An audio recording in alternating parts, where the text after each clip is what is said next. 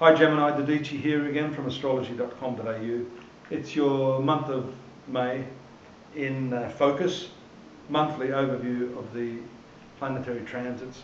It's just a brief synopsis as usual, but hopefully it'll just give you a bit of a trigger, something to think about. You know, the dual mind is really the cause of all our problems, and being a Gemini, we said that this is what we call a dual sign. So the concept of duality is very, very strong. And right now with Jupiter transiting this area of your horoscope, a lot of you may be given to considering what this means in terms of a philosophical and idealistic change in the way you do things. Making this split mind whole is very much an important component of your cycle just now. And we see 4 planets in your 12th house of spirituality.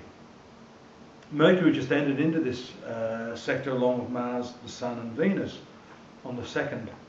And the highlight of the month, which is going to occur in this place, pardon me, is the very significant solar eclipse. There are 2 eclipses this month. The solar eclipse is very important for you, being in the 12th house of spirituality. So this is an opportunity for you to heal the schism of the mind, that split mind, the duality of the Gemini nature. You've been under a lot of pressure, I've mentioned that. The split mind normally operates in a way that makes you feel indecisive. And with Saturn in your marital sector, that point in your horoscope that is very, very powerful as far as significant relationships, de facto relationships, long-term committed relationships, marriage, engagement, that type of thing. We see the heavy duty responsibility that you've been going through at this time. Well, actually, Saturn is in your 8th house, but this has to do with the sexuality. Let me just rephrase that. The sexuality, the intimacy aspects of your relationship, sometimes to do with money as well and the shared resources. But my vibe this month really has to do with this aspect of intimacy. And with 4 planets in that 12th house, also known to be the place of bed pleasures and secret activities, then this is highlighted along with the eclipse. Definitely some changes are coming there, where if you can't heal this split mind, this indecisiveness, this superficiality that typifies the Gemini temperament, you're going to be forced into that. The explosive nature of the eclipse will definitely push you further and further into yourself. So that's on the 10th. That's the 10th. So we're coming up to that very, very soon.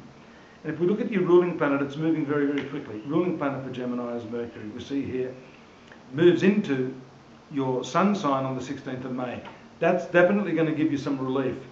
I think that 6 days from the 10th to the 16th is going to be very, very intense for most of you born under Gemini.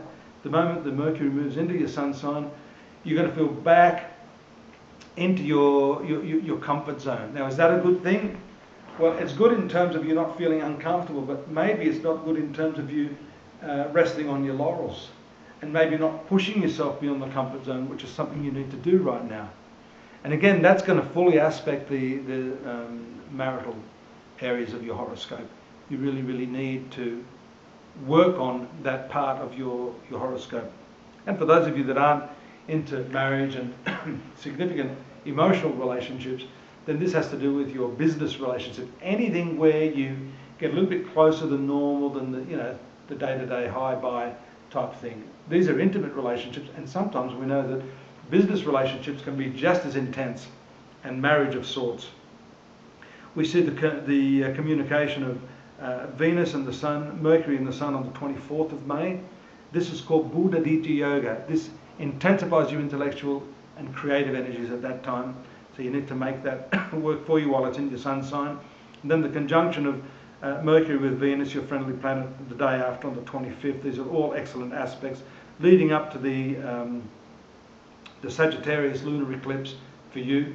That again is going to happen in your 7th house, Sagittarius. That, I think, is the key point, the turning point for a lot of you in your relationships. And Moon is a very emotional planet.